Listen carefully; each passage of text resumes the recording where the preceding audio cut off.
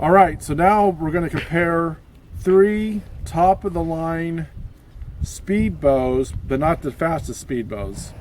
So these are your 350 to 360 speed bows. And I want to compare all the speeds.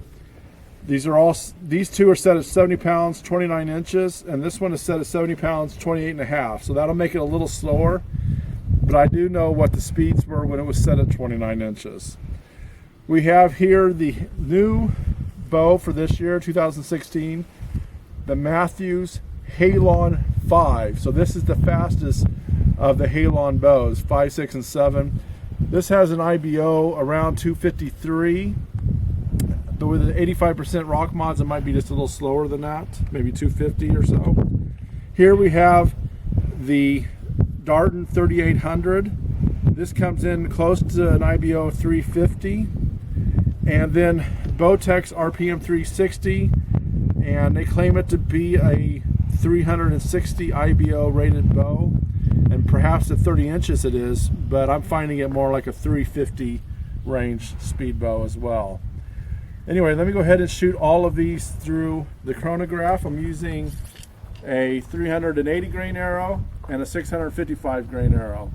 I'm going to first start with the RPM 360.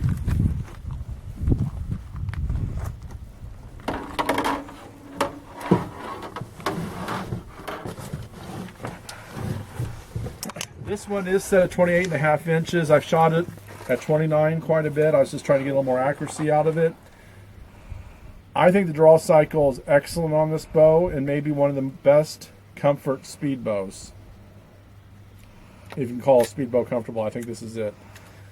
It has a really nice valley. Let's go ahead and shoot it through.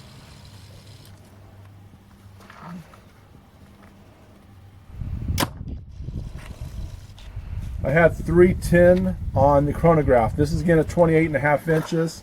When I have it at 29 inches, I've seen upwards near to 317 to 319. Oh yeah, let me go ahead and shoot the 650 grain arrow, or excuse me, 670 grain arrow through.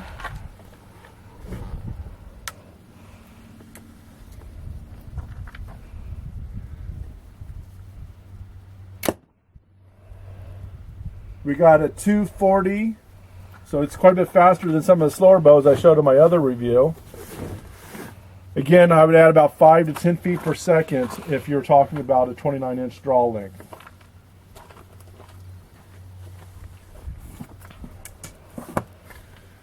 Going on to the DS 3800. What can I say about it? I shot a bear with it in Ontario. The back wall is excellent. I think the valley is shorter than in the RPM 360. Otherwise, I think they're very comparable bows. Let's see, it's definitely aggressive up front, maybe more aggressive than the RPM 360. Pulling back, yeah, I would say it's generally a little bit more aggressive than the 360. But once you're in the valley, very comfortable. We're hitting 315 with this one. I've seen again close to 317 with it as well. When you do these kind of things, you obviously do multiple tests, and then do an average. And where you stand and lighting, all that kind of affects the speed. I also know the pro chronos tend to be a little slower than other chronographs I've seen at archery ring. Here's our 650 or 70 grain arrow, 670. Went all the way through. We got 246, so a little bit faster. But again, it also has a little longer draw length. So I consider those two bows nearly the same speeds. Let me go ahead and pull the arrow out and let's try the Halon. Here we have the Halon.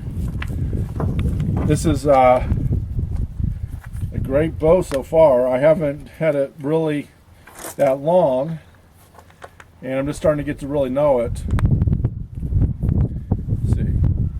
I'm going to talk a little bit about the draw cycle. Probably better valley than the Darton bow, and goes into the drop off or into the valley more comfortably, more like a chill than I've seen the RPM even.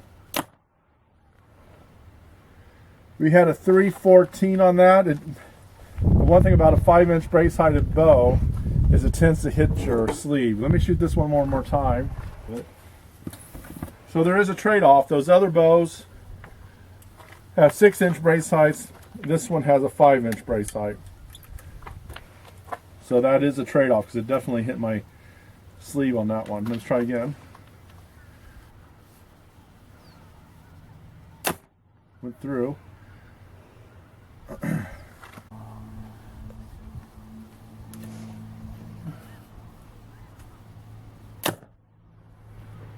Got 314. Oh, sorry. Just going to get this one.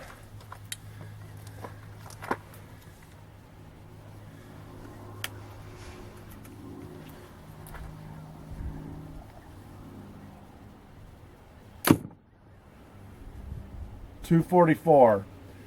So, in retrospect of all these different bows, these were all of them are similar in speeds, particularly if I had the RPM at 29 inches. The valley is longer in this bow than in this bow, but it has a shorter brace height, so there's some trade-offs there.